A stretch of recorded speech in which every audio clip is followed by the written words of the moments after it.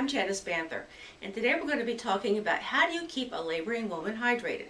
It is so easy for them to become dehydrated. You know how that affects their contractions, and it's very important as childbirth educators that we teach them in the class how they stay hydrated, and as doulas, it's our job as partly, making sure they have that drink available at all times. So how do you do that? I came up with a pretty simple thing quite a few years ago. A lot of it came because of reading Ina May Gaskin's book, Spiritual Midwifery, partly from her, and then partly just watching my couples as we went along and just making sure they stayed hydrated and things like that.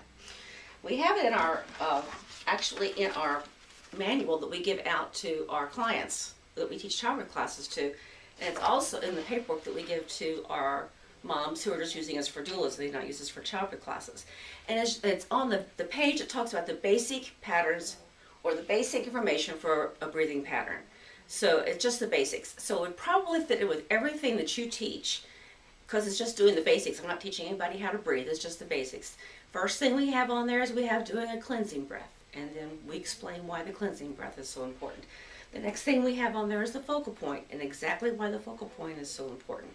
The next thing we have down there is relaxation. Now, they're supposed to be totally relaxed during the contraction, but the importance of relaxation in between the contraction.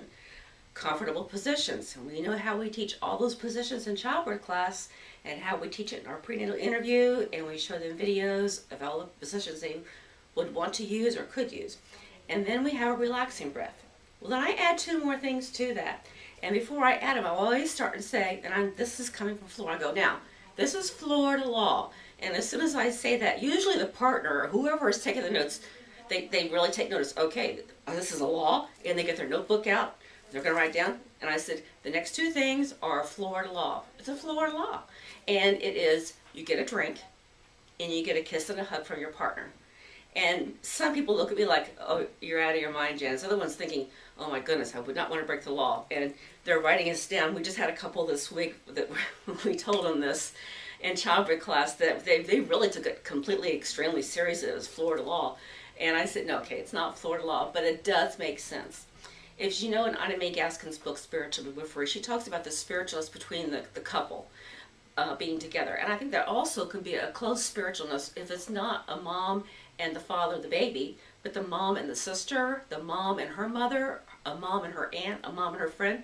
They know her better than we do. And so they have a love connection even if it's not from their partner.